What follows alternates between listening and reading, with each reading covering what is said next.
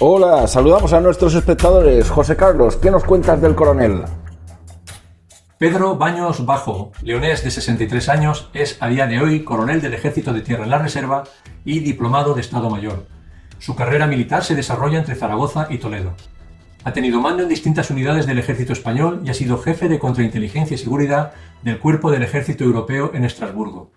En su currículum, además de militar, es analista, profesor, escritor, conferenciante, asesor militar, experto en geopolítica, geoestrategia, relaciones internacionales y terrorismo. También ha sido presentador de televisión. En el año 2018 fue nominado a Director de Seguridad Nacional de España.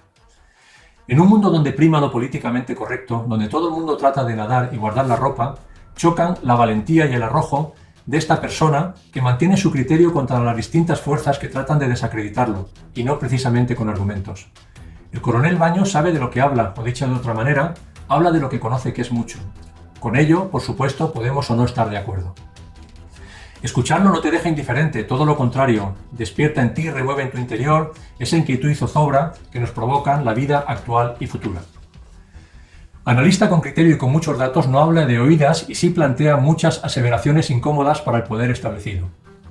Sobre su faceta como escritor, prolífica por cierto, podemos reseñar 5 títulos en los últimos 7 años, a saber, año 2017, Así se domina el mundo, desvelando las claves del poder mundial. Año 2018, El dominio mundial, elementos del poder y claves geopolíticas. Año 2020, El dominio mental, la geopolítica de la mente. Año 2022, 2 títulos. El poder, un estratega lee a Maquiavelo y La encrucijada mundial, un manual del mañana. Según nuestro criterio y opinión, si pudiéramos pedirle prestada a la máquina del tiempo a H.G. Wells, El dominio mental por sus fundamentos debería haber sido la primera de sus 5 obras. Gracias, José Carlos. Parece ser que el coronel tiene una vida muy activa en televisión y medios digitales. ¿Podrías ponernos en situación? Sí, en su paso por la pequeña pantalla, en el año 2019, el coronel Baños presentó el programa La Mesa del Coronel, con un muy notable éxito de telespectadores. Asimismo ha sido entrevistado, entre otros, por Iker Jiménez en 3 de sus programas, Cuarto Milenio, La Estirpe de los Libres y Horizonte, así como por los afamados youtubers Rubén Gisbert, Jordi Will y Marc Vidal.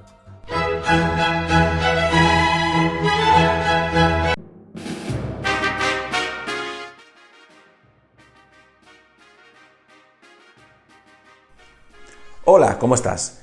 He venido para darte un tip, nada más para empezar, sobre cómo sacar el máximo rendimiento a la obra del coronel Baños, El dominio mental, la geopolítica de la mente, de Editorial Ariel.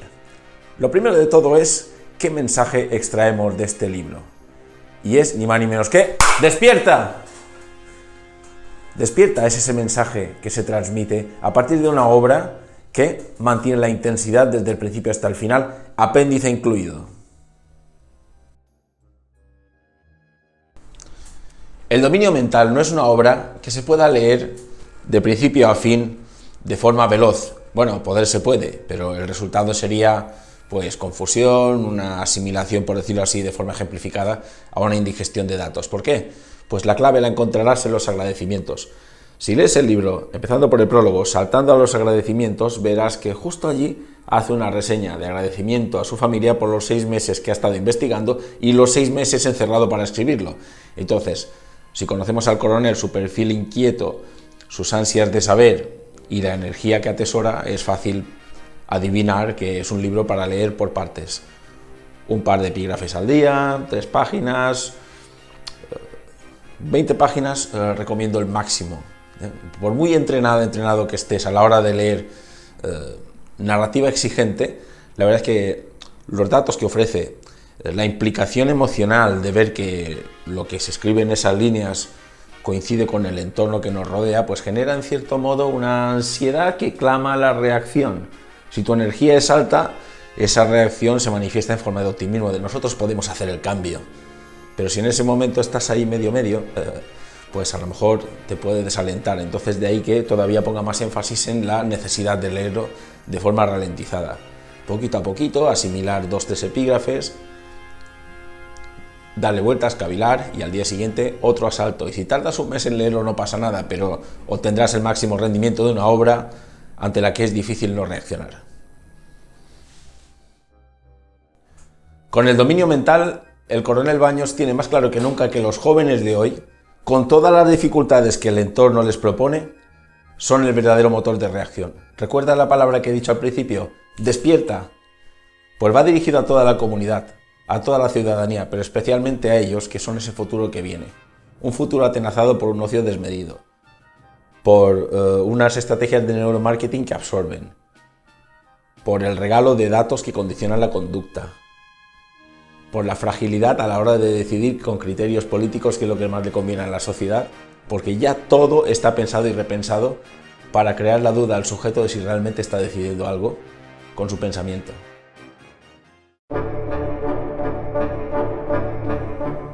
Si Karl Marx siguiera vivo, posiblemente celebraría, aunque con pesar, que su teoría sigue vigente. Hoy en día el opio del pueblo está en el ocio desmedido, está en el poder de atracción de las redes sociales, en el uso instrumental o la orientación instrumental de los esfuerzos de los trabajadores, no tanto una consideración de trabajador como persona en su rendimiento final, creativo, artístico. Vamos hacia una instrumentalización de la sociedad.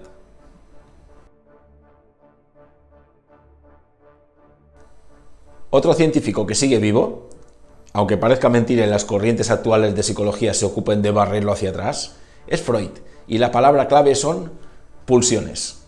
Vivimos a base de dopamina. Aspiramos a lo que aquellas referencias que nos ponen delante los medios nos ofrecen. Sexo, poder y dinero. Son los tres motores que activan a la humanidad. Y si no está en la realidad de poder conseguirlo propiamente, está en todas las proyecciones que en base a personajes y referentes volcamos y a través de los cuales vivimos emocionalmente experimentando esas pulsiones que nos mantienen vivos, aunque sea el tiempo que vemos una película, contemplamos la vida de los famosos o sencillamente nos proyectamos en la imaginación para sobrevivir un día más. Pulsiones, Freud, sigue vivo.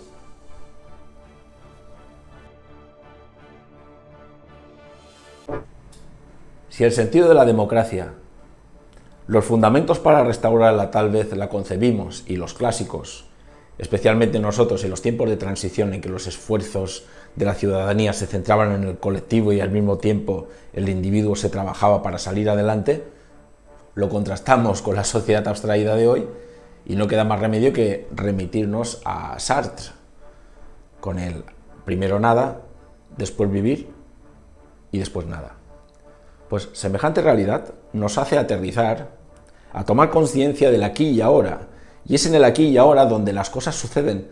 La fenomenología de Husserl, el pienso luego existo de Descartes, también la filosofía de Merleau-Ponty en el sentido existencialista, y todos estos autores nos ayudarían de prestarles atención, los que estamos ahora batallando, los jóvenes que están por venir. En esa esencia encontraríamos el resurgir de la democracia sólida, porque únicamente la conexión con la inmediatez es lo que nos permite despertar el espíritu crítico, el que nos impediría aceptar cosas que hoy en día ocurren y ya ni nos reivindicamos, ya nos da igual, nos están barriendo nuestros derechos y ni siquiera reaccionamos porque mientras tengamos ocio y tengamos distracciones, todo va bien. Así que los existencialistas ahora mismo serían una potente fuerza restauradora de esa democracia tal y como la conocimos en su mayor momento de esplendor, que fue durante la transición. Si bien he planteado la posibilidad del despertar filosófico de la sociedad a partir de los existencialistas, del aquí y ahora, la posibilidad del cambio desde el presente, el renacer del espíritu crítico, dos autores nos podrían devolver la operativa de esa democracia tomando tierra y uniendo potencialmente esos dos elementos, filosofía, funcionalidad, y serían Rousseau desde el contrato social y Hobbes desde el Leviatán. Otra teoría que sigue vigente y no está de más revitalizar es la de reproducción de Passeron y Bourdieu, en virtud de la cual la progresión social desde la formación en las escuelas tiende a repetirse de forma cíclica en función de las características del entorno. Viviendo en una sociedad programada en la cual las élites tienen muy claro cuál es su expectativa, entonces la teoría de la reproducción se ajusta perfectamente a lo que es el control y el dominio mental y social. Otra paradoja a la que hace alusión el coronel en su obra, El dominio mental, es la que hace referencia a la dualidad que se produce entre el pensamiento individual y el pensamiento colectivo. Todos tenemos claro, por ejemplo, qué clase de sociedad querríamos. Y sin embargo después asistimos a un meeting, nos ponen una paellita delante, un chato de vino y ¡pam!, nos dejamos seducir por un discurso brillante y ya hemos alterado nuestra percepción previa del voto. Y esto es así.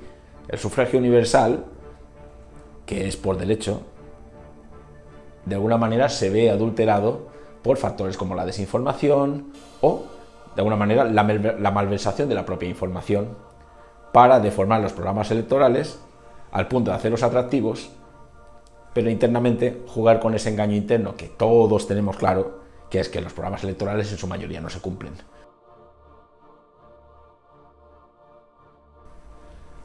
La psicología ha evolucionado, es cierto, desde el condicionamiento clásico de Pavlov, todos los estadios, hasta pasar al cognitivismo y del cognitivismo llegar a la neurociencia, que hoy en día es neuro, bio, fisio, psicología.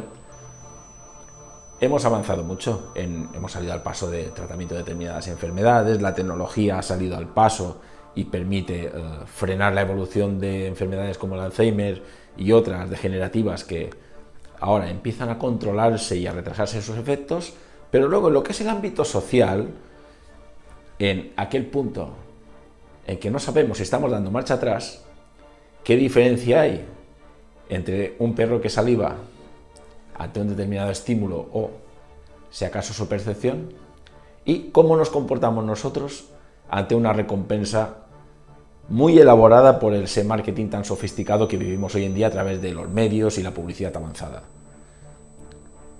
Hay una paradoja, una clara paradoja, en que al final parece que hay una evolución para posteriormente una involución, o podríamos llamarlo una polarización de conveniencia, en la cual por un lado se avanza, pero por otro se nos condiciona. Otra paradoja a la que hace referencia el coronel es ni más ni menos que la conciencia a nivel de Estado. Una vez más, el individuo y el colectivo. Por un lado, el individuo tiene claro que no quiere ir a la guerra, que no quiere conflictos bélicos y cuál es el marco de nuestra participación a nivel internacional y qué cosas nos corresponden y cuáles no son nuestro problema y por las cuales no debemos dejarnos arrastrar. Sin embargo, después, en el ámbito colectivo, sigue habiendo una supremacía a través de ciertas herramientas de persuasión en las que desde las instancias políticas y podríamos decir de la sociedad como masa, sigue habiendo una presión para que los departamentos de defensa sigan invirtiendo más y más dinero a la hora de reforzar esa capacidad propiamente defensiva, forjando al soldado perfecto. El coronel hace referencia también al DARPA, como el Instituto de Avances y Ciencia Disruptiva en la creación de nuevas tecnologías, donde la inteligencia artificial, la biomecánica y todo tipo incluso de ciencias, ya por decir así, biológicas, se integran en lo mecánico, en lo electrónico, y se están construyendo verdaderos modelos de inteligencia bélica que ponen los pelos como escarpias. Y ahí está de nuevo una paradoja más. Como individuos tenemos clara la paz, pero por otra transigimos en que el Estado siga promocionando esas inversiones en ya sea conflictos extranjeros o en la propia política de armamento de nuestro país.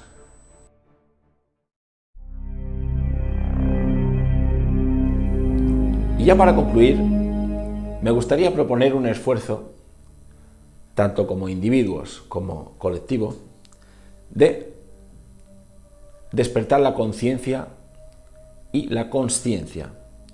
La consciencia como medio para tocar tierra y aislarnos de todas esas alienaciones que hoy en día nos distraen, nos estresan, nos abstraen, y centrarnos en la parte de conciencia que tiene muy claro qué es una democracia propiamente, qué se puede esperar de las instancias que nos gobiernan, cómo se equilibran las fuerzas, cuáles son nuestros derechos y establecer una verdadera sintonía democrática, retornando a los mejores tiempos que, como hemos visto, fueron de la transición, los años 80, 90, donde existía un equilibrio entre el individuo y la sociedad y no existían estos desajustes actuales, en los que parece que nuestra voz realmente no importa nada.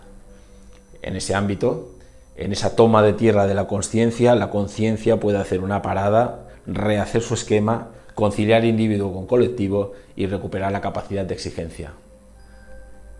Ese es el verdadero fundamento de la democracia y el espíritu del dominio mental, la geopolítica de la mente, el libro del coronel Baños. Agradezco vuestra presencia, vuestra atención. Os recomiendo también encarecidamente los apéndices del libro, porque la potencia del libro es absoluta desde el principio hasta el final, y de ahí que recomiende que se lea de forma pausada, porque hay información, hay referencias, hay emoción, hay un retrato de realidad que es duro y es necesario dosificar esa lectura para obtener el máximo rendimiento. Si te ha gustado este vídeo, pues te agradeceríamos que te suscribieras, que le dieras al like y activaras la campanita de las notificaciones.